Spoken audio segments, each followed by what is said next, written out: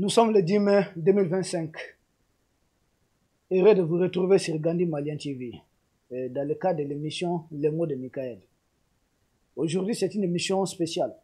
Une émission spéciale parce que dédiée à la commémoration, à la célébration de ces grands événements, même si tristes événements parce qu'il s'agit de la fin d'une guerre.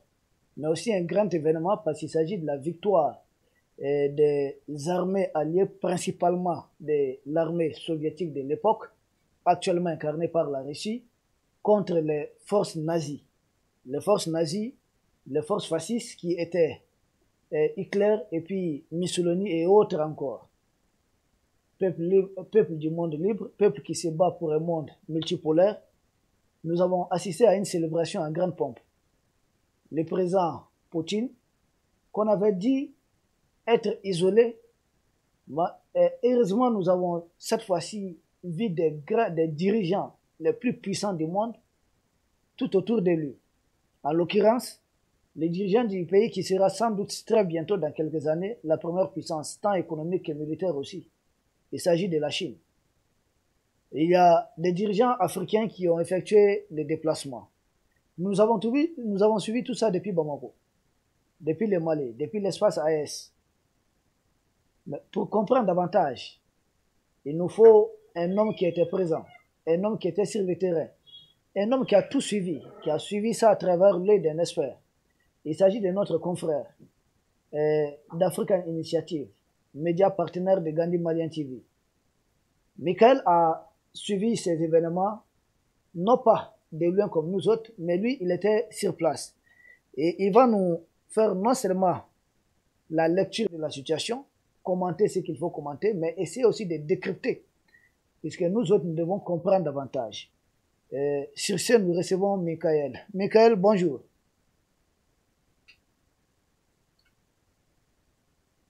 Bonjour Général, bonjour cher public de Gandhi Malian TV, bonjour les peuples d'Afrique et du monde entier, libre et multipolaire. C'est encore une fois un grand plaisir de se retrouver à ce plateau sur votre média. Et de plus, c'est encore un plus grand plaisir de parler de notre fête nationale. Je pense le plus important pour pour tous les peuples, pour toute la population de la Russie et des républiques ex-soviétiques. Donc, ce fait, c'est le jour de la victoire. Cette année, on commémore un jubilé, le 80e jubilé de la grande victoire dans la grande guerre patriotique. C'est comme ça qu'on appelle la Deuxième Guerre mondiale chez nous, en Russie. Donc, ce sera un plaisir de parler sur ce sujet à vous. Ok, Michael, merci beaucoup. Sans plus tarder, nous allons commencer par la première question. Que représente, parce que nous autres, nous avons notre vision à partir de l'Afrique de cette guerre, parce que la France avait contré nos parents allaient se battre dans cette guerre et aujourd'hui, elle se montre totalement ingrate à l'endroit des pays africains.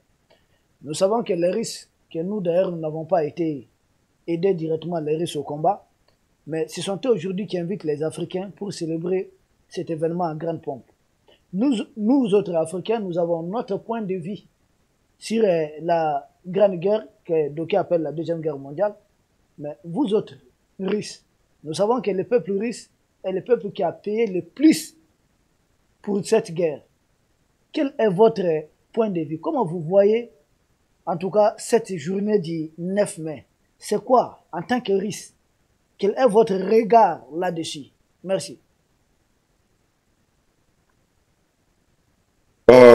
Bien sûr, pour moi, comme pour l'entité du peuple russe, c'est euh, la date la plus importante de chaque année, comme c'est la journée qui marque, qui commémore la victoire dans notre guerre qui a été la plus atroce, la plus cruelle, la plus menaçante. En effet, c'était la question de l'existence ou de non-existence de notre pays et de notre peuple.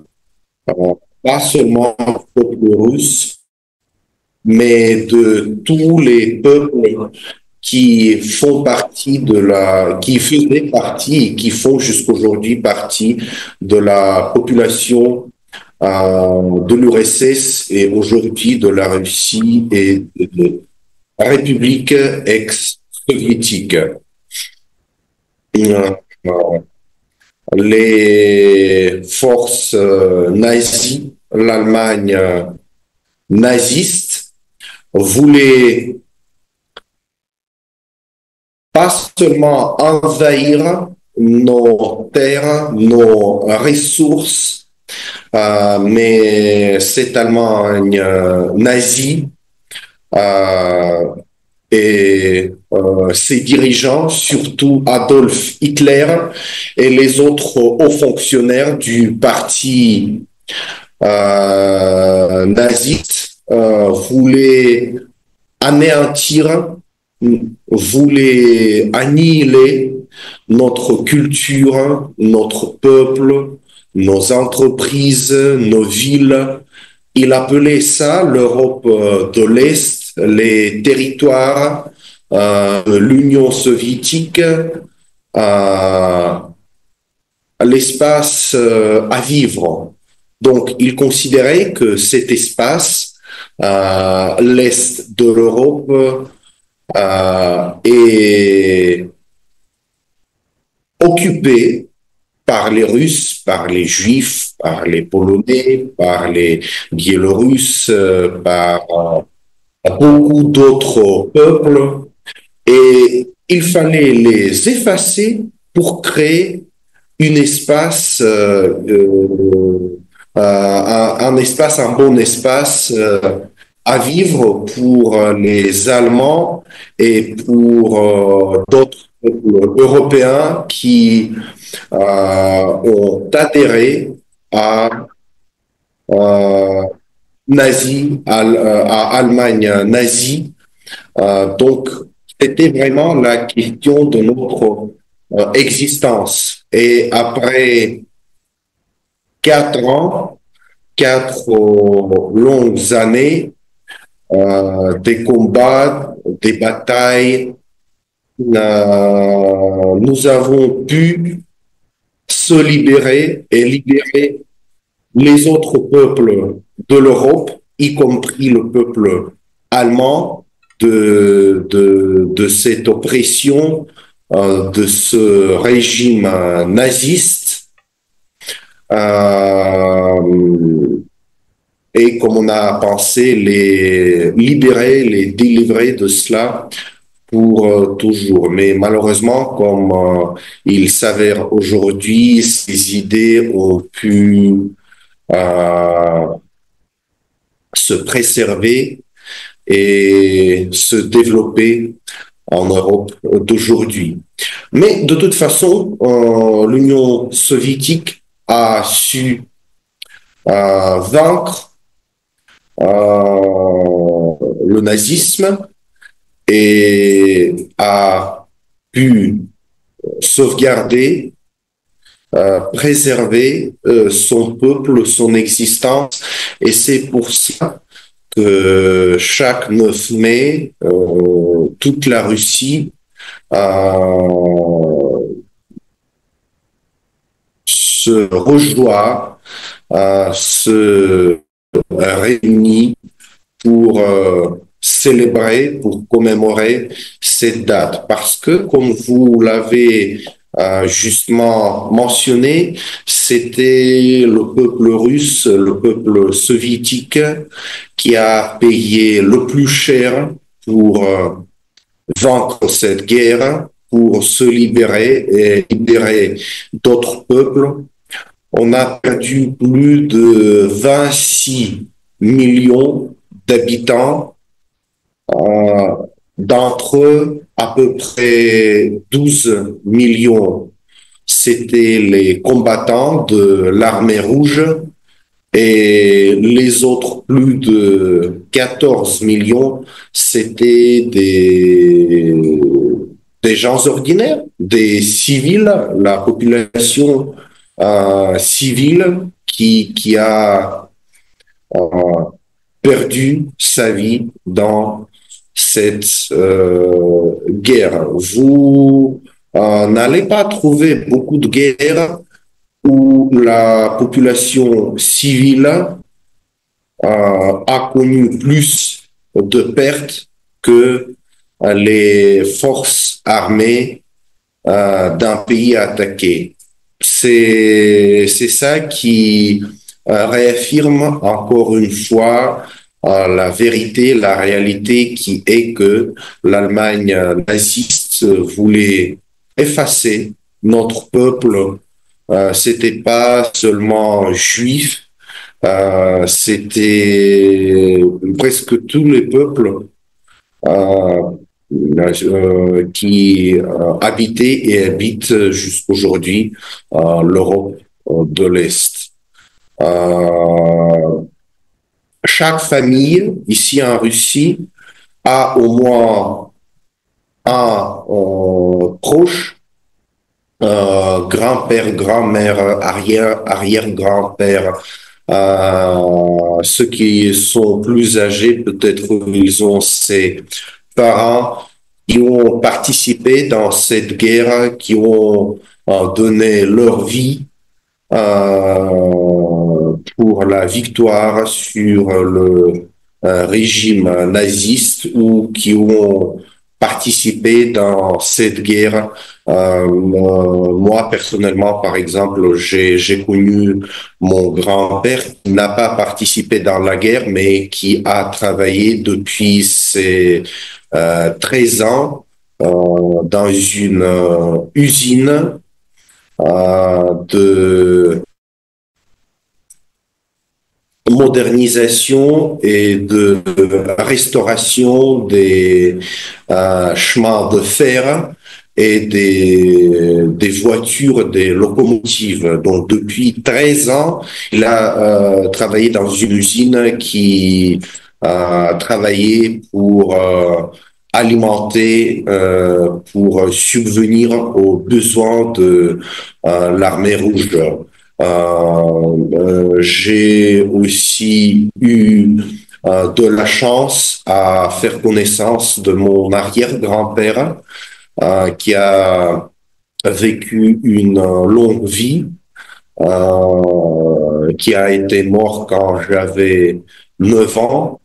Il était l'ancien combattant de cette guerre. Il m'a parlé des difficultés auxquelles il a dû faire face pendant la guerre. Ma grand-mère m'a parlé qu'est-ce qu'il a dû vivre en tant qu'une civile dans la zone frontalière. Il n'avait rien à manger. Il aller dans les bois pour chercher quelque chose à manger pour trouver quelques fruits, et ils mangeaient tout ce qu'ils ont pu trouver. Ils on faisait même de la farine avec l'écorce des bois pour juste inventer quelque chose à manger. Donc, c'était vraiment quelque chose d'inimaginable, d'insurmontable, mais de toute façon, notre peuple a su, a survivre ça, à reconstruire, à rétablir notre pays. Et c'est vraiment vrai ce qu'ils ont fait pour commémorer leurs exploits. Chaque année ces célébrations de 9 mai. Michael, vous êtes, c'est vraiment triste, hein? Euh, nous savons, nous autres Africains, c'était bien d'ailleurs d'en parler. À quel point vous avez résisté, parce que ici, nous voyons les missionnaires de la jeune française essayer de manipuler l'opinion, faire croire qu'on doit faire la guerre à toute prospérité. Et aujourd'hui, la Russie, qui est partenaire stratégique des pays de l'Est, vous venez de nous parler un peu de votre passé, de votre quotidien pendant la guerre, où souvent les gens manquaient presque de tout, manquaient à manger. Aujourd'hui, on fait croire à certains qu'il faut de l'électricité à 1000%, il faut ça à 1000%, pendant que le pays est en guerre. C'est pourquoi c'est toujours bien d'avoir, et de vous avoir, nous avons la chance de vous avoir, pour comprendre davantage qu'est-ce qui s'est passé, comment est-ce que vous êtes parvenu à gagner cette guerre. Michael, la deuxième question, la célébration de, de l'événement de cette année, il s'agit de la victoire du peuple russe, du peuple soviétique lors de la Grande Guerre. Cette année, c'est une célébration en grande pompe. Nous avons des dirigeants de plusieurs pays, des grandes puissances, qui ont accompagné le président Poutine, qui ont accompagné le peuple russe. Est-ce qu'il faudrait voir un message dans ça? Pourquoi, selon vous, la Russie, qui conduit une opération spéciale, hein, toujours en cours en Ukraine, a choisi de célébrer ça en grande pompe comme ça? Pourquoi?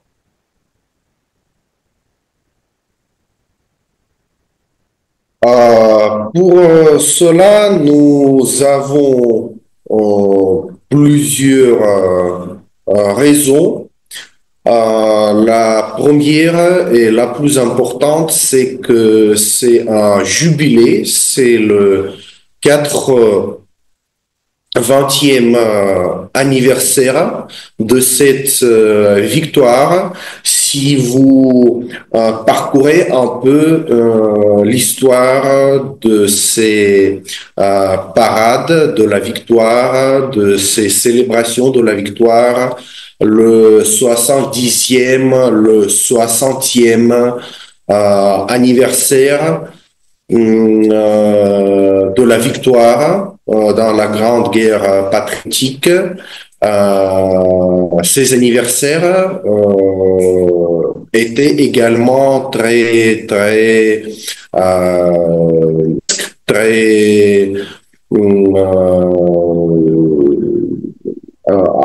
la grandeur quoi de toute Moscou. Et aujourd'hui, avec le 80e anniversaire, malheureusement, c'est la nature, c'est l'ordre naturel des choses.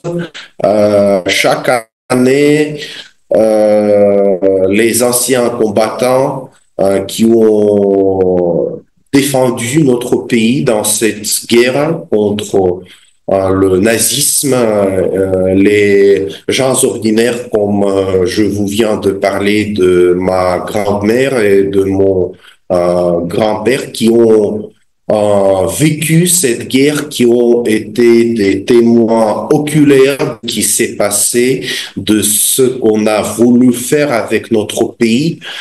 Chaque année, ils nous quittent. Ils sont très vieux et vraiment il nous faut attraper chaque opportunité chaque année à leur rendre le juste, à les commémorer, à les célébrer en tant que les défendeurs et défenseuses de notre pays. C'est très important. On parle de ça, on peut même penser qu'on parle aussi souvent de ça que ça commence à ressembler à une banalité, mais de toute façon, chaque année quand je viens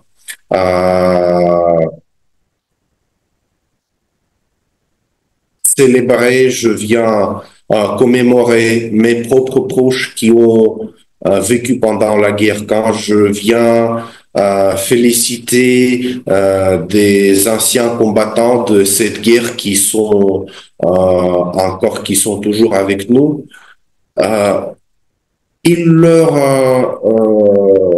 faut ça, il leur faut ça. Ils,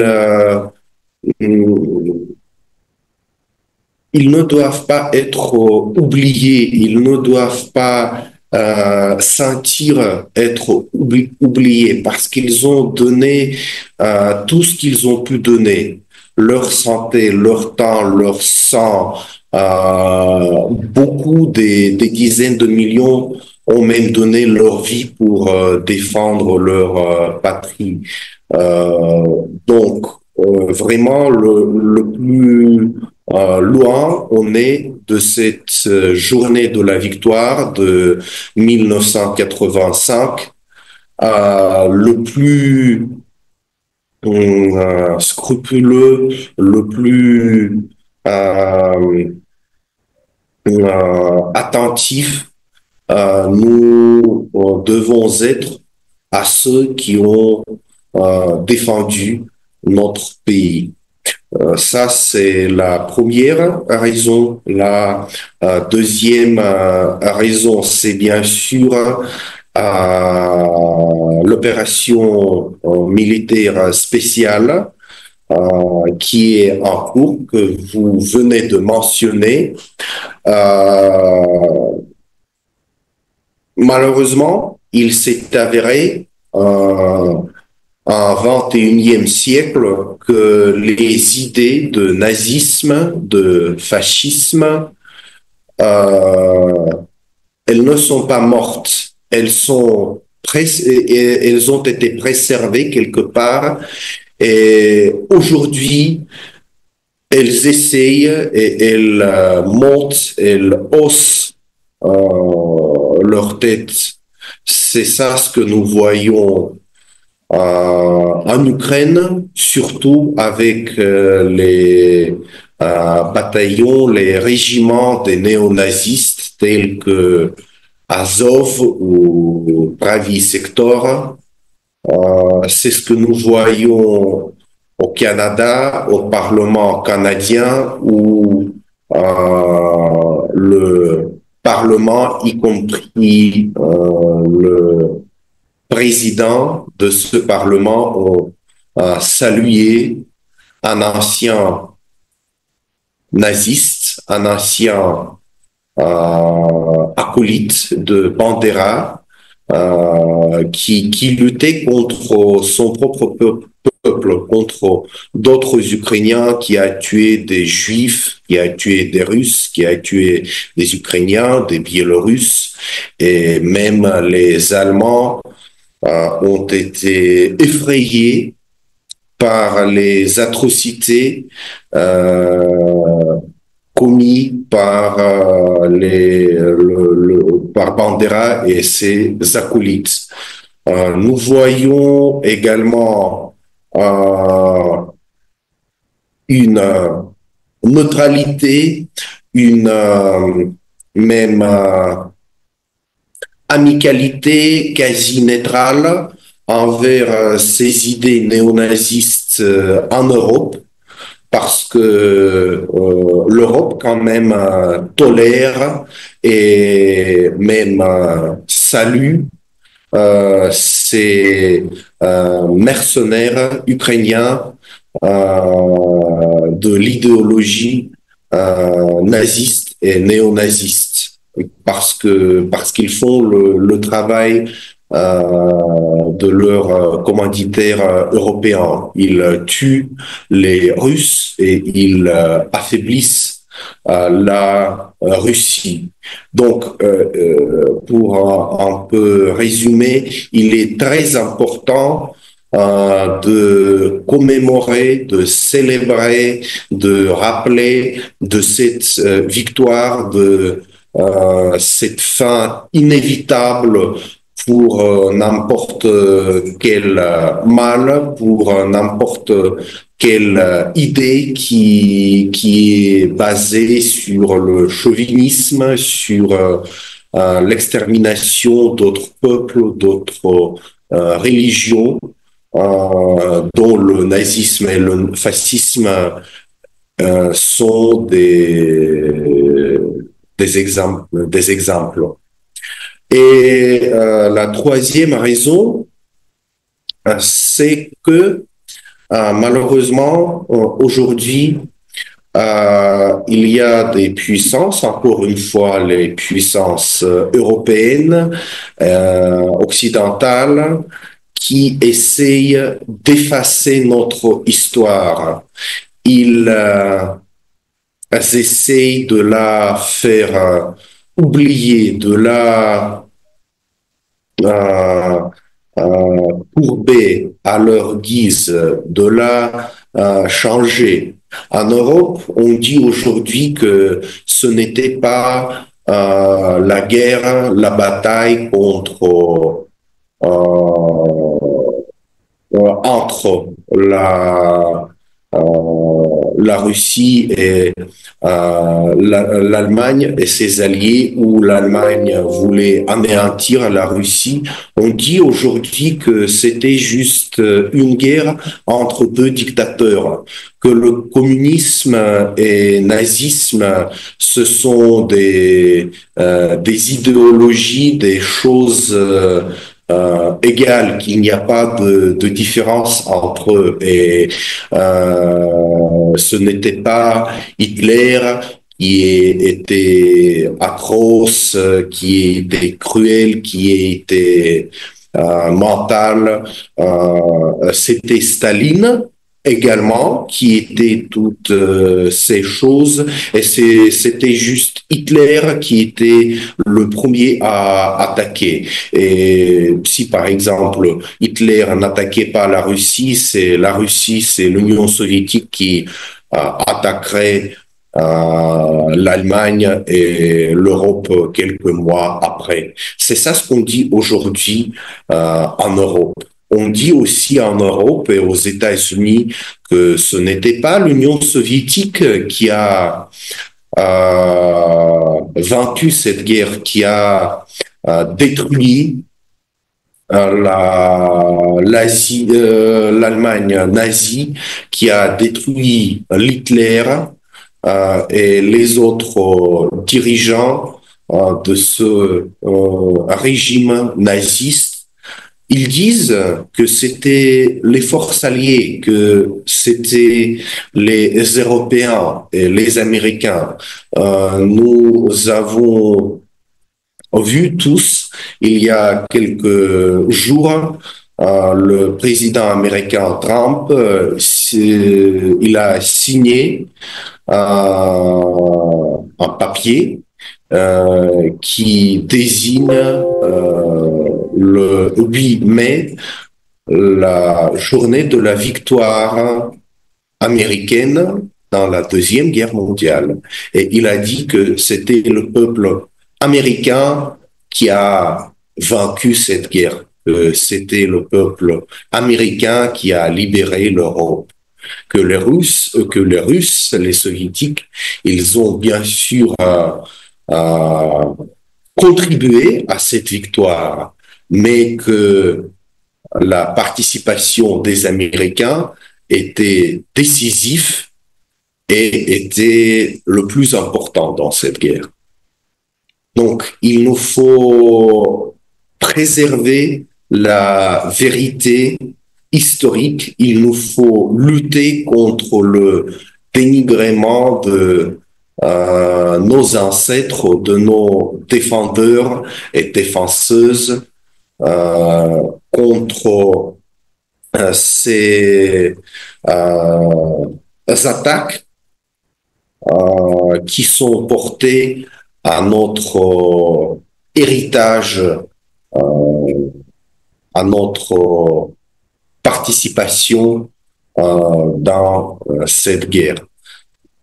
Je dirais que ce sont les trois raisons les plus importantes à nommer, à citer, entre d'autres, pour une célébration aussi grandiose qu'on a eue hier en Russie en général et à Moscou en particulier. Merci. Merci beaucoup, Michael, pour cette brillante intervention, comme d'habitude d'ailleurs. Nous avons beaucoup appris. Principalement, vous avez cité les trois raisons. La première qui est de rendre hommage à tous ces héros, tous ces combattants tombés en martyrs, les survivants, les blessés, tous les martyrs, en tout cas de cette grande guerre, du côté de la Russie. Une façon de ne pas oublier l'histoire. Et la deuxième raison que vous avez citée, c'est en lien avec l'opération spéciale en cours en Ukraine qui, sans doute, c'est pour encore les mêmes raisons. Autrefois, c'était les nazis. Cette fois-ci, il faut combattre les néo-nazis. Et la troisième et dernière raison que vous avez avancée, c'est le fait de tout faire pour empêcher certains de ne pas transformer l'histoire.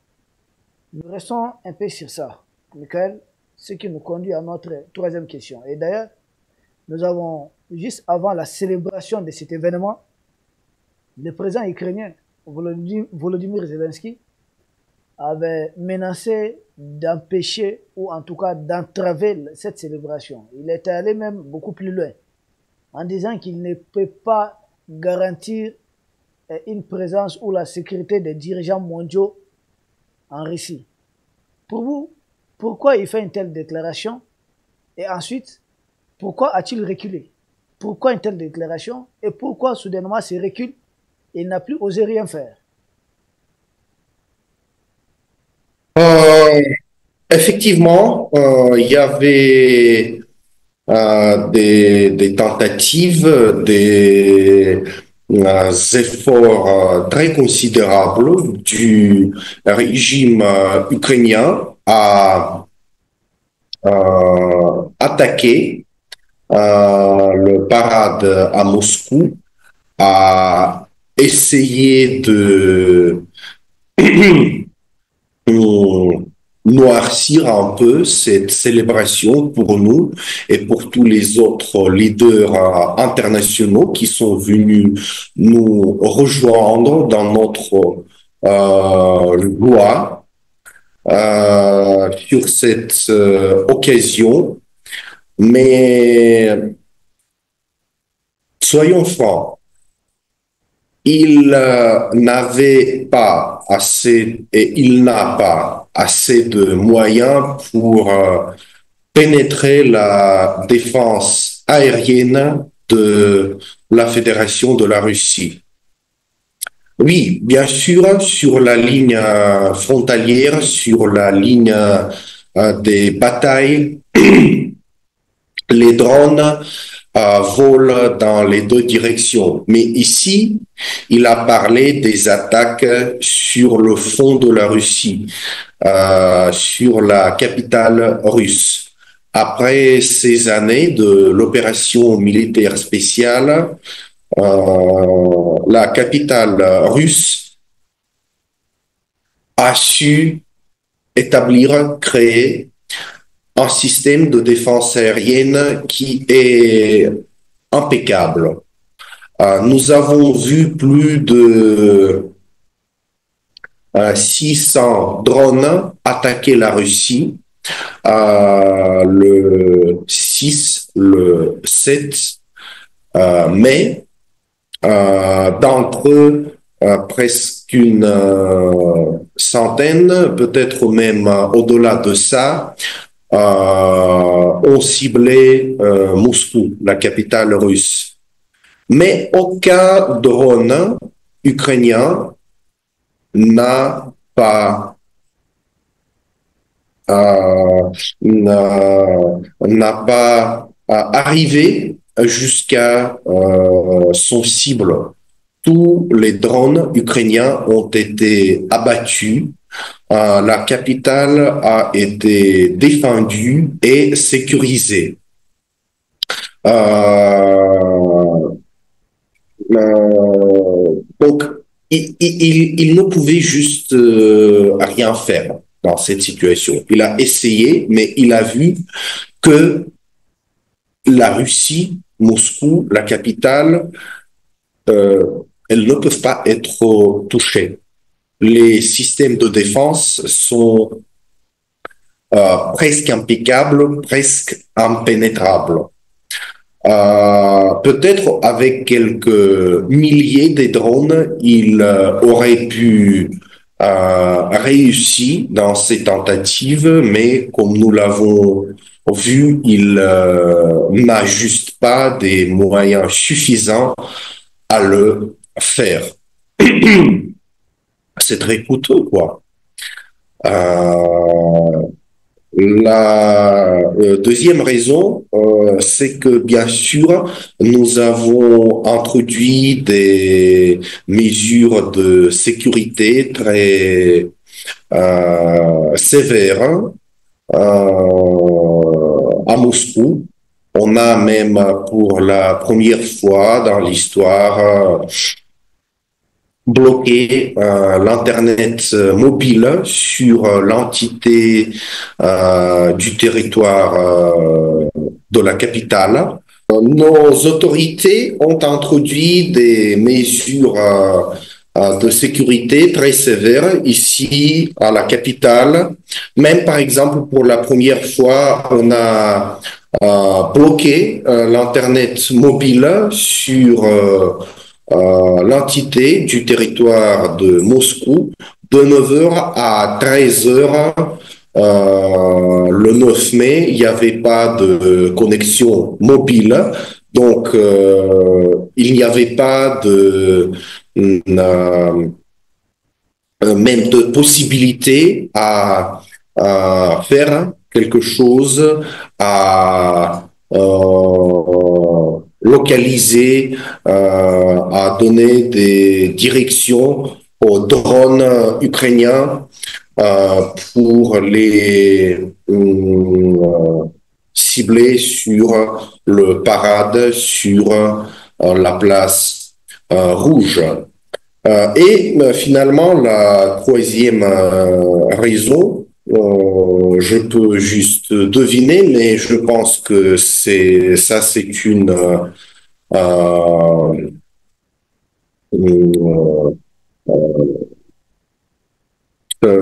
peut être juste comme ça. Je pense que Zelensky a cessé ses tentatives, ses attentats sur Moscou parce que nous avons eu 27 leaders internationaux, y compris les plus puissants. Par exemple, Xi Jinping, le leader chinois. Nous avons eu deux dirigeants européens, le leader serbe Vučić et le leader slovaque Fico, qui sont venus à Moscou. Nous avons eu plusieurs présidents africains, y compris le président Ibrahim Traoré de Burkina Faso, qui a également, je pense, représenté la Confédération de l'AES. Donc, vraiment, si Zelensky essayait même attaquer ces gens ici à Moscou, le 8 mai, le 9 mai, le 10 mai, le 11 mai, parce que les gens ne sont pas partis hier, ils sont restés ici pour des pourparlers avec le président russe et avec des hauts responsables russes. Donc, si Zelensky essayait de les attaquer, la riposte, pas seulement russe, mais également internationale, sera trop dure pour lui. S'il essayait d'attaquer le leader chinois, imaginez-vous vous-même quelles seraient les conséquences pour l'Ukraine, quelle sera la réponse de la République populaire chinoise à Zelensky et au régime de Kiev. Ok, merci beaucoup, mon cher Michael. Zelensky, donc on comprend qu'il n'avait aucun moyen, en tout cas de sa politique, de ses ambitions. Il nous avait caché l'information des 600 drones qui avaient attaqué les territoires russes le 6 mai, et que sur les 600, les 100 étaient destinés à attaquer des cibles de la capitale Moscou, ce qui constituait un test, et essayer d'épuiser aussi les défenses antiaériennes de la Russie. Et les médias propagande ne nous ont pas fait cas de cela. C'est pourquoi nous nous dirigeons directement vers la quatrième question. Vous êtes à Moscou. Je pense que vous étiez sur place. Et si vous pouvez nous résumer, nous décrire, nous parler un tout petit peu de l'organisation même de l'événement. Parce qu'à voir que Zelensky et ses patrons ont échoué à s'attaquer totalement à Moscou. Et parle-nous un peu de l'organisation. Qui peut-être était présent, qu'on peut retenir? Les défilés, c'était comment? Et c'était vraiment en grande pompe. Parle-nous un peu de la journée du 9 mai. Donc, c'était vraiment un grand événement. Les préparations ont été commencées même l'année passée. Le 7 mai, c'était la c'était les dernières préparations pour la parade lui-même, avec les exercices d'essai du parade.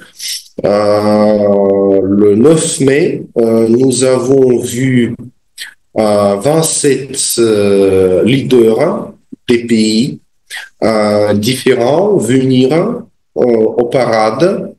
Le parade a été reparti en 3 secteurs.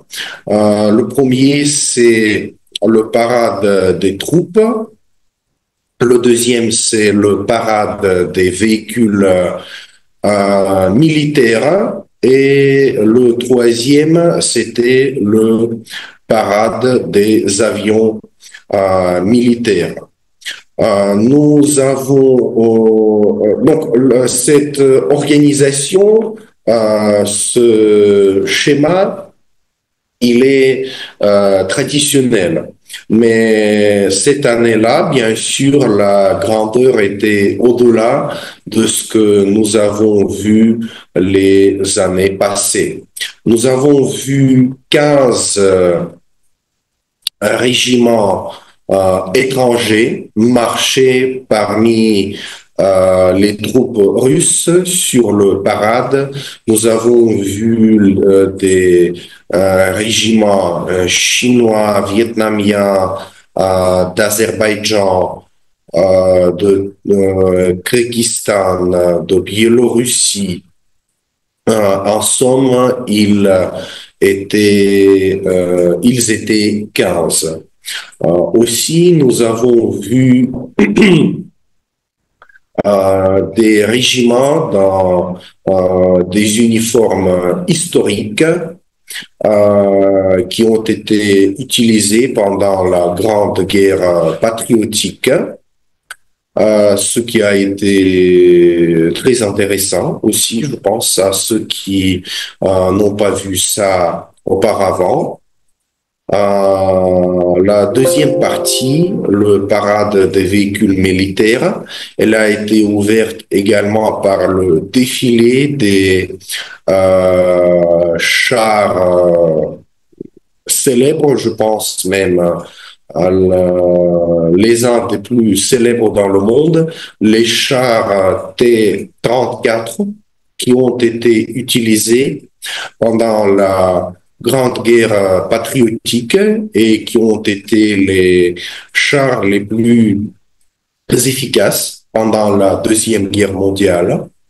Puis c'était le défilé des euh, véhicules militaires modernes. Par exemple, pour la première fois, nous avons vu les drones militaires russes que notre armée utilise être démontrés pendant le parade de la victoire. Nous avons vu également plusieurs armements stratégiques de la Russie, par exemple les missiles mobiles YARS qui portent des explosifs nucléaires et qui peuvent être déplacés sur toute la territoire russe pour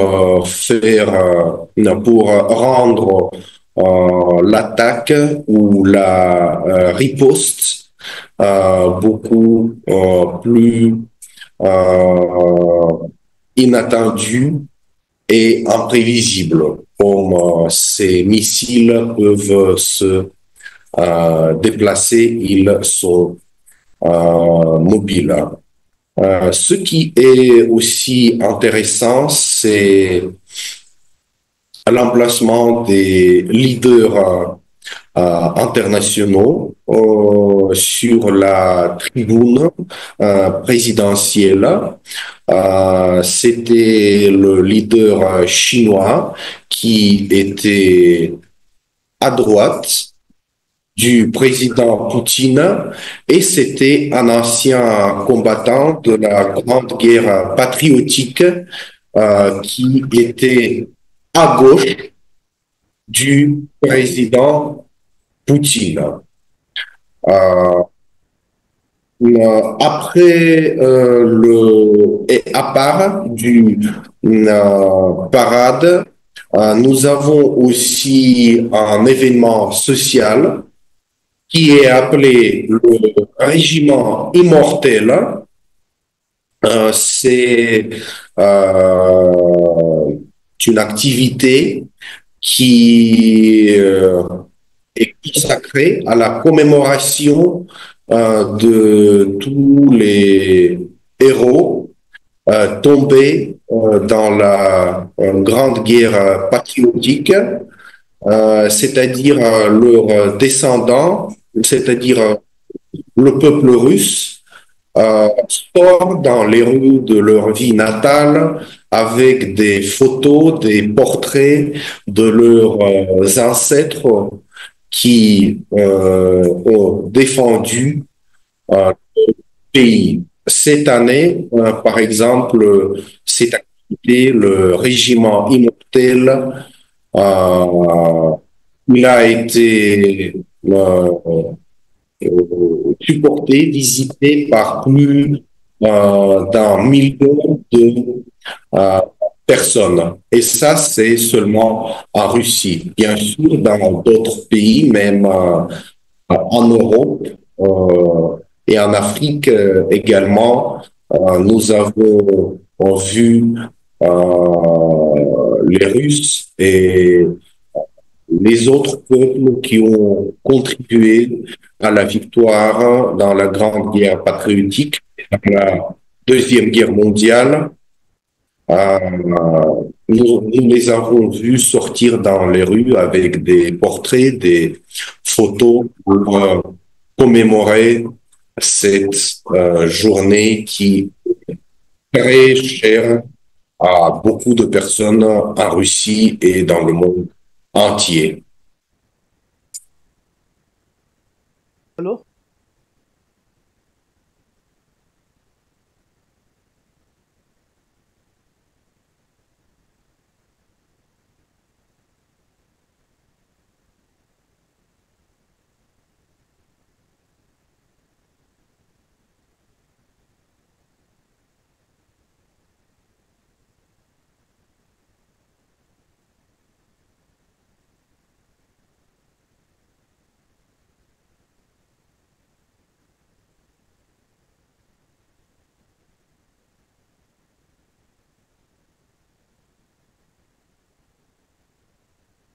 Dans les pays de l'Est ont été valablement représentés lors de ces défilés avec un président en exercice ici dans l'espace AES. Il s'agit de son Excellence le président Ibrahim Traoré. D'ailleurs, nous avons vu les images en grande pompe où le président Ibrahim Traoré est même presque escorté par des avions de chasse. Un acquis aussi chaleureux. Quelle image vous avez de la participation de l'AES à cet événement? Euh, je pense que c'est tout à fait logique, normal, naturel, qu'un partenaire stratégique et ses représentants sont présents pendant une célébration aussi importante que le 9 mai est,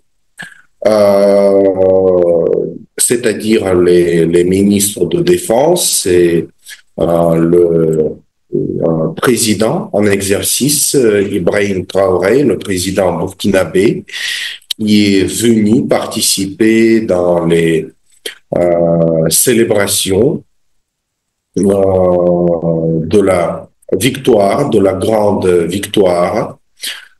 C'est tout à fait logique. Mais de toute façon, nous tenons très cher parce que à l'arrivée de tels invités, ça montre et montre très bien euh, la compréhension de ce qui s'est passé en Russie et avec la Russie pendant la Grande Guerre patriotique et la Deuxième Guerre mondiale. Ça montre la capacité à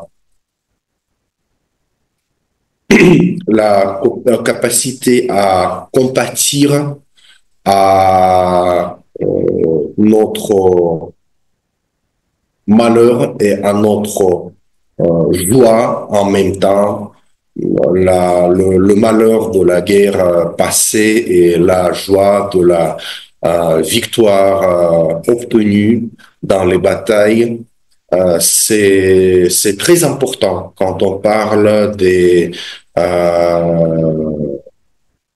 partenariats et surtout des partenariats stratégiques.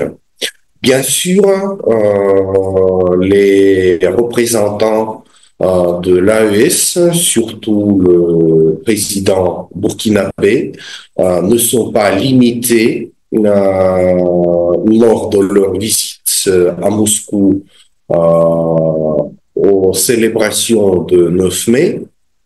Ils ont également participé dans des pourparlers avec le président russe Vladimir Poutine. Même aujourd'hui, par exemple, le président burkinabé Ibrahim Traoré donne un discours dans une université ici à Moscou, l'université de technologie chimique nommée après Mendeleïev. Là, il s'échange d'opinions, d'idées avec les étudiants russes.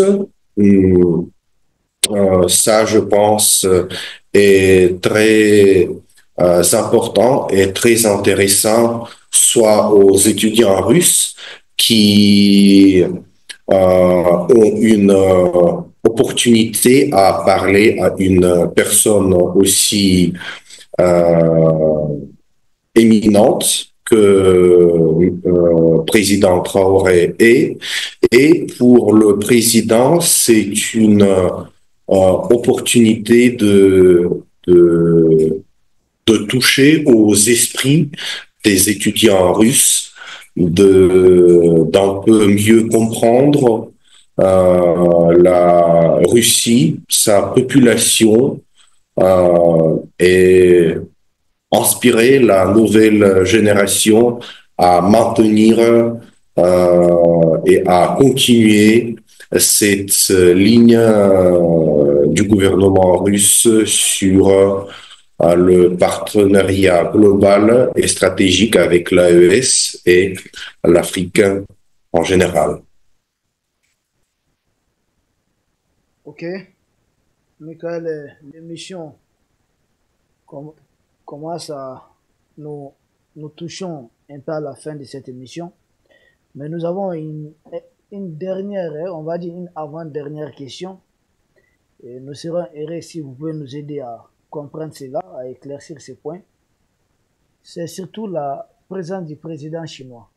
Il était là, le président chinois aux côtés de son homologue russe, le président Poutine.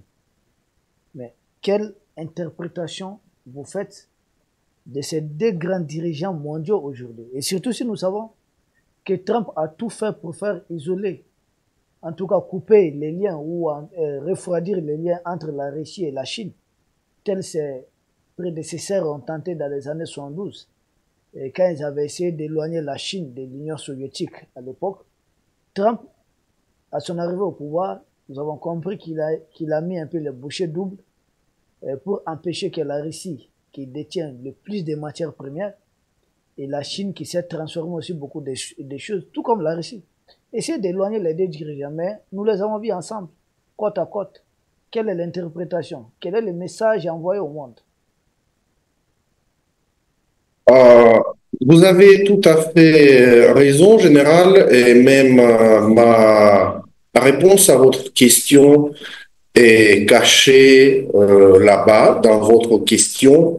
La présence du leader chinois est pas juste sa présence, mais le fait qu'il a été assis à droite du président Poutine,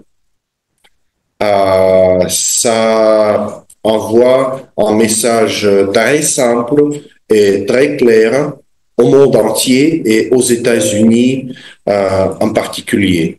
C'est que la Russie et la Chine sont toujours ensemble, que c'est un partenariat global, approfondi et stratégique qui n'est pas afroidi, qui n'est pas coupé, qui n'est pas affecté par des facteurs externes tels que, par exemple, les tentatives des États-Unis, de l'administration actuelle à Washington, de faire éloigner la Russie de la Chine. C'est tout simplement comme ça. Et surtout ici, il faut ajouter que c'est aussi une union, une alliance pour la défense de la vérité historique entre la Russie et la Chine, parce que malheureusement, beaucoup de gens, surtout en Occident, ne sont pas au courant des pertes que la Chine a subies pendant la Deuxième Guerre mondiale. Euh, le régime militariste du Japon a tué plus de 35 millions de Chinois pendant l'occupation et la guerre du peuple chinois pour la libération de son pays. 35 millions.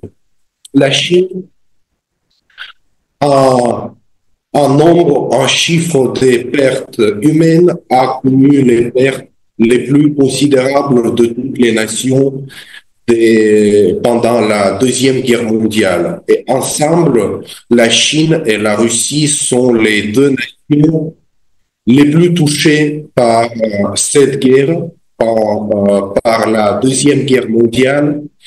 Et en même temps, ces deux nations, ces deux pays sont les plus dénigrés, sont euh, les plus attaqués par les Occidentaux aujourd'hui. Euh, nous essayons beaucoup de nier les pertes des peuples chinois et russes dans cette guerre. Et la célébration commune par le président russe et chinois de cette victoire, ça envoie un message très fort concernant cela également. Ok, nous arrivons presque à la fin de la présente émission. Michael, nous n'allons pas vous laisser partir comme ça, sans nous dire, parce qu'après cette célébration, cette démonstration de force, le 9 mai, euh, à quoi s'attendre dans le cadre de l'opération spéciale? Parce que souvent on attendait parler des trêves, des cessez-le-feu, quelque chose comme ça. Tantôt on attend des attaques de drones par-ci par-là, opération qui continue, la progression de l'armée russe. À quoi s'attendre dans les jours, dans les semaines, voire même dans les mois à venir?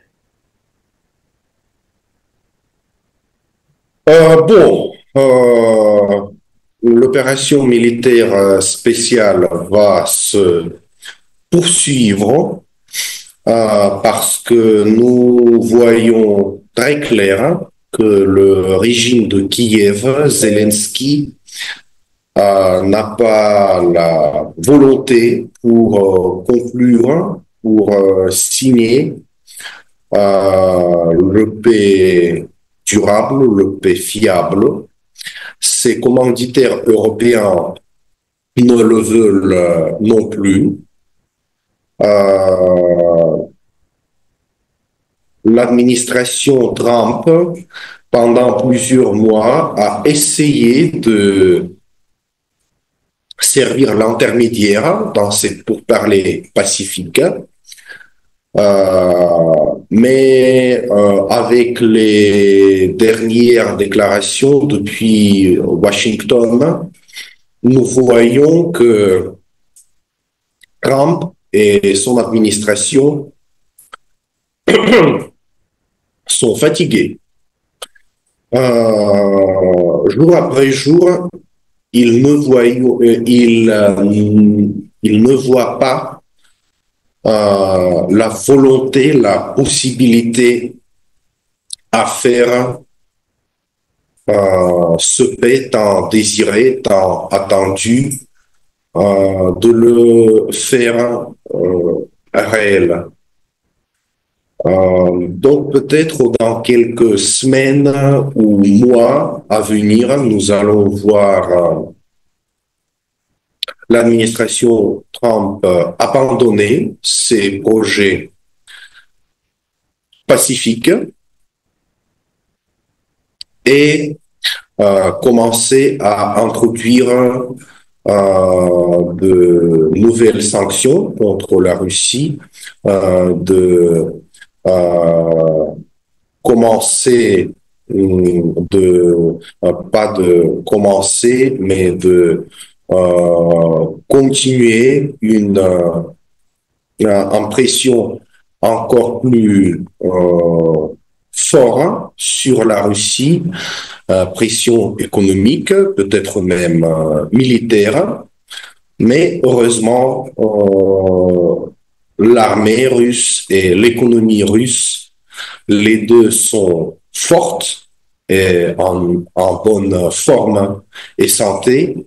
Donc, nous avons nos moyens à continuer cette opération militaire spéciale parce que malheureusement, avec le soutien occidental de l'Ukraine, les buts de cette opération militaire spéciale ne sont pas toujours attendus.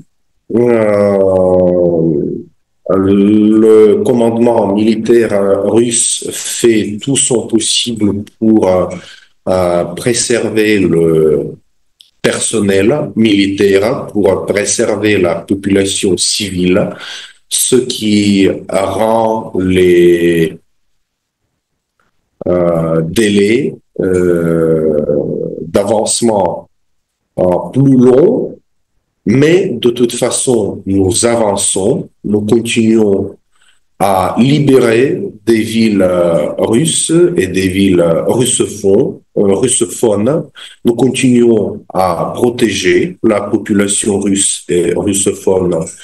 Et je crois qu'il n'y a rien sauf un paix durable, fiable et juste qui pourra mettre fin à cette guerre. Si nous parlons des horizons beaucoup plus proches, il y a un moment très intéressant que vous avez peut-être déjà noté, c'est que le ministère de la Défense de la Russie a fermé le ciel dans la zone du polygone du cosmodrome Kapustin Yar. C'est un cosmodrome, un polygone militaire qui est utilisé pour le lancement des missiles. Donc, la zone aérienne autour de ce cosmodrome est fermée pour quelques jours la semaine prochaine. Donc, peut-être nous allons voir une réponse des autorités russes qui va être très éloquente et très compréhensible pour le régime de Kiev et ses commanditaires en Occident. Pour le dire encore plus simple, on parle maintenant en Russie d'une riposte par les missiles Oreshnik, parce que la dernière fois qu'on les a utilisés, c'était depuis le cosmodrome Kapustin Yar. Et la dernière fois, quand on a lancé ces missiles, la zone aérienne autour de ce cosmodrome a été également fermée pour l'utilisation par des aéronefs civils et militaires.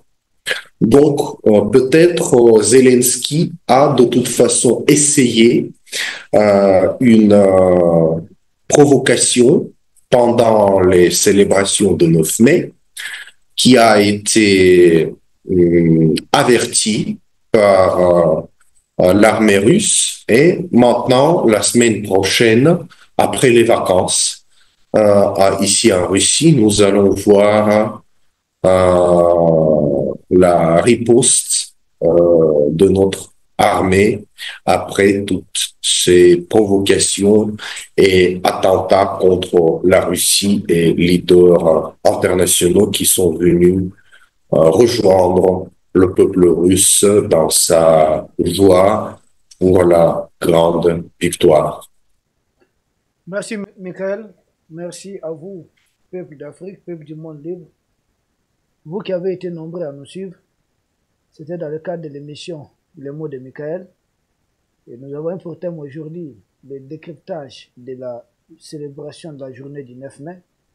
Journée du 9 mai qui nous renvoie à la Grande Guerre, la victoire lors de la Grande Guerre qui n'a pas été sans prix. Le peuple russe a payé par des dizaines de millions de victimes.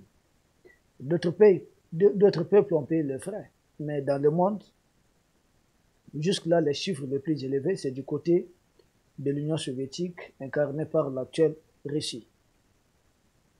L'humanité tout entière doit dire merci à la Russie, à l'Union soviétique, de nous avoir débarrassés des nazis qui étaient des suprémacistes, voire des racistes, qui non seulement dirigeaient l'Allemagne, mais étaient en train de prendre non seulement l'Europe, mais une bonne partie du monde en otage. Est-ce aujourd'hui, en 2025, sommes-nous loin de la menace nazie? Est-ce qu'il n'y a pas encore des néo-nazis qui menacent? Et encore plus troublant, ceux qui hier ont été victimes des nazis risquent de se retrouver aujourd'hui comme leurs héritiers de leur côté. Quand on tombe amoureux de son bourreau, ça donne de l'inquiétude, ça fait froid au dos.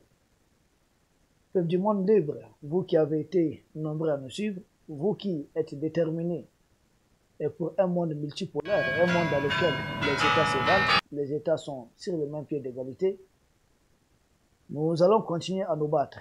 Il faudrait attacher la ceinture et il faudrait qu'on multiplie de telles émissions pour que chacun sache la vraie vérité. Il ne s'agit pas des médias privatisés par des multinationales et qui nous vendent les produits qui les intéressent et qui malheureusement est contre une bonne partie de l'humanité. Nous vous remercions, nous vous disons de rester branchés sur Gandhi Malian TV. Il y aura d'autres émissions, même si c'est en langue nationale bambara. Mais nous essayons de vous retrouver dans le cadre de cette même émission la semaine prochaine. Portez-vous bien, chaque jour est une chance. Et à très bientôt. Restez sur Gandhi Malian TV. Merci.